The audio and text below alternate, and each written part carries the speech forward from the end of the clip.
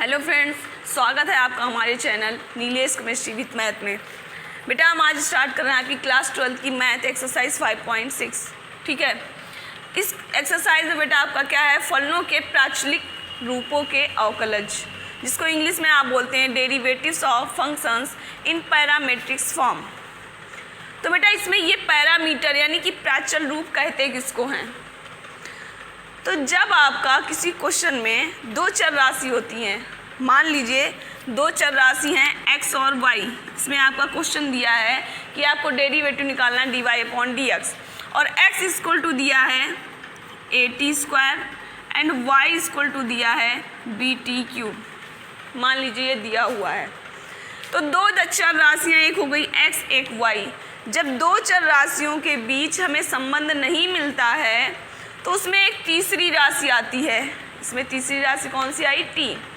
तो जब तीसरी राशि उनको अलग अलग करके कोई संबंध स्थापित करती है तो उस तीसरी चर राशि को पैरामीटर या प्राचल कहते हैं। देख लीजिए इसमें प्राचल क्या है। इसमें प्राचल बेटा आपका है t। क्यों? इसमें अगर आप dy/dx निकालोगे तो अभी नहीं निकाल सकते, उसके लिए आपको इसको सॉल्व करना पड़ेगा। और किसके सापेक्ष, t के सापेक्ष अवकलन करने पर। क्यों? आपका इधर t है तो dx/dt equal to a d/dt बेटा आप करोगे t² का, तो आपका हो जाएगा a x की पावर n x की पावर n-1 2-1 यानी बचा 1, और पावर 1 नहीं लिखते हैं तो आपका बचेगा 2at। सेम जब y वाले फंक्शन में आप y इक्वल टू bt³, इसमें भी आप t के सापेक्ष अवकलन करेंगे तो dy/dt equal to b d/dt करेंगे t³ का, bt³ यानी x की पावर n फार्मूला लगाएंगे, n आगे आ जाएगा x की पावर n-1 3-1 बचा आपका 2 3bt²। ये आपका dx/dt आ गया, ये आपका dy/dt। और इसमें आपको बेटा निकालना क्या है, dy/dx। तो dy/dx निकालने के लिए dy/dt एंड dx/dt आपको करना पड़ेगा, जिसमें dt से dt आपका कैंसिल हो जाएगा, बचेगा dy/dx। तो dy/dt आपका कितना था, 3bt² अपॉन dx/dt आपका है 2at। t से एक t कैंसिल हो गया, 3/2 bt/a।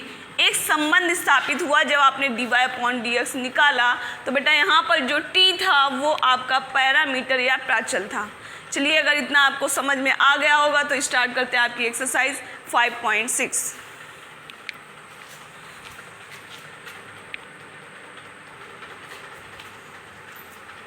बेटा देखते हैं question number 1। x equal to 2at², y equal to at⁴। प्राचलों का विलोपन किए बिना dy/dx ज्ञात कीजिए। ठीक है बेटा, तो इसमें हम क्या करेंगे, x इक्वल टू 2at² है, अगर इसको लेंगे तो इसमें हम t के सापेक्ष अवकलन करने पर, जब t के सापेक्ष अवकलन करेंगे तो d/dt x equal to 2a, अचर पद हम बाहर ले लेते हैं, d/dt करेंगे t² का बेटा, ये हो गया dx/dt equal to 2a t² x की पावर n फार्मूला चलेगा, n x की पावर n-1, पावर 1 बेटा लिखते नहीं है तो आपका हो जाएगा 4at। ये आ गया dx/dt। इस साइड भी अगर हम t के सापेक्ष अवकलन करते हैं, t के सापेक्ष अवकलन करने पर तो d/dt y equal to a, अचर वैल्यू बाहर आ गई, d/dt t की पावर 4। तो बेटा ये आपका होगा dy/dt equal to a x की पावर n फार्मूला लगाएंगे, n x की पावर n-1 4-1 यानी कि 3, तो 4at³। अब इसमें आपको बेटा dy/dx निकालना है, तो आप क्या करोगे, dy/dt और अपॉन में dx/dt करोगे, यानी कि dy/dt और dx/dt करने पर आपको क्या मिलेगा, dy/dx मिलेगा। और ये आपका होगा क्या, ये आपका क्या होगा, dy/dt है 4at³ अपॉन में dx/dt आपका है 4at। तो ये आप कट होके dt से dt कैंसिल हुआ, dy/dx इक्वल टू 4 से 4, a से a और 1t से 1t, यानी आपका बच गया t²। तो dy/dx इक्वल टू आपका आ गया t² और आपका क्वेश्चन सॉल्व हो गया। ठीक है, तो बेटा आपको ये क्वेश्चन बिल्कुल क्लियर नहीं हुआ होगा तो आप दूसरा क्वेश्चन देख लो, उससे क्लियर हो जाएगा। ठीक है, ज़रूरी नहीं कि आप हर फील्ड में अच्छे हों, ज़रूरी नहीं कि आप हर फील्ड में अच्छे हों, लेकिन कोई तो ऐसी फील्ड होगी जिसके आप बाप होगे।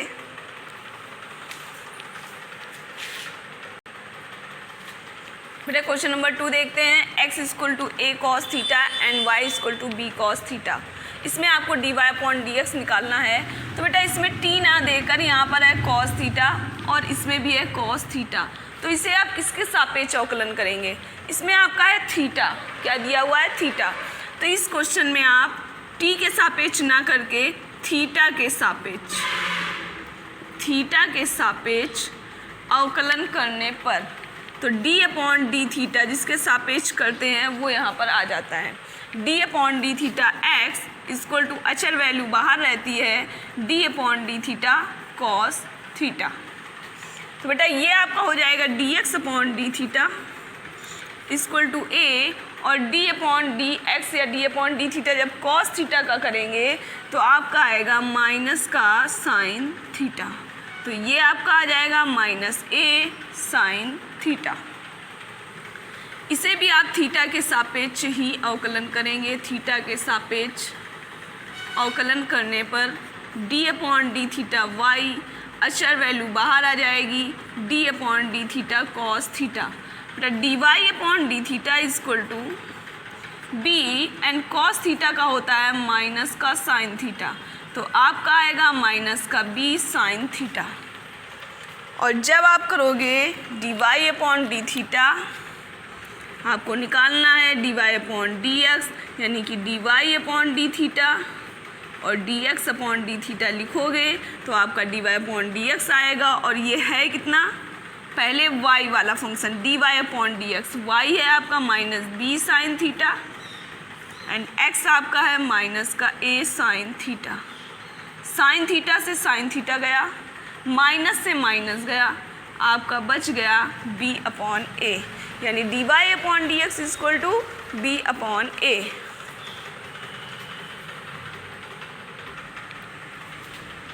बेटा देखते हैं आपका question number 3। x = sin t and y = cos 2t। इसमें भी dy/dx निकालना है। बेटा इसमें t चल रहा है तो इसमें आप t के सापेक्ष अवकलन करेंगे। t के सापेक्ष अवकलन करने पर तो d/dt equal to d/dt x equal to d/dt sin t। बेटा sin t का हो जाएगा cos t, तो sin x का d/dx cos x होता है, तो आपका dx/dt बेटा कितना निकल के आ गया, cos t। इसको भी t के सापेक्ष अवकलन करेंगे बेटा, क्योंकि यहाँ पर भी आपका t दिया हुआ है। तो d/dt y equal to d/dt cos 2t। तो बेटा ये आपका हो जाएगा dy/dt इक्वल टू, आपको मालूम है d/dx cos x का होता है माइनस का sin x, तो बेटा cos 2t का हो जाएगा माइनस का sin 2t। लेकिन ये सिर्फ t ना होकर 2t है, यानी कि d/dt अभी आपका रिपीट होगा 2t का, जिसमें 2 आपकी अचर वैल्यू है वो कहाँ आ जाएगी, बाहर, और बचेगा क्या, d/dt में आपका बच जाएगा, फिर से देख लो बेटा क्लियर नहीं हुआ है, 2t का करेंगे तो 2 अचर वैल्यू बाहर आएगी, d/dt t का करोगे आप तो ये 2 आगे आ जाएगा माइनस का 2 sin 2t और ये t का हो जाएगा 1, d/dt यानी d/dx x का 1 होता है, उसी प्रकार d/dt t का 1 हो जाएगा। तो आपका आ गया -2 sin 2t। अब यहाँ देखिए, यहाँ आपका cos t है और यहाँ आपका sin 2t है, यानी अभी आप इसमें एक फार्मूला पुट कर सकते हो। कौन सा? आपको मालूम है sin 2x = होता है 2 sin x into cos x, ये फार्मूला। ये आप अगर यहाँ पर लगाओगे तो -2 इसके स्थान पर आएगा 2 sin t into cos t, तो आपका हो जाएगा -4 sin t and cos t। ये मैंने क्यों लगाया बेटा? क्योंकि इस साइड आपका t है और ये cos t इस cos t से कैंसिल हो जाएगा, यानी आपको निकालना था dy/dx।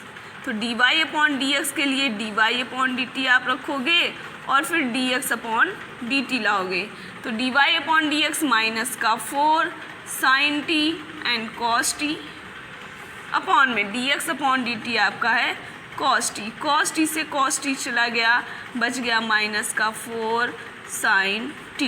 ये आपका बेटा आ गया dy/dx। क्लियर?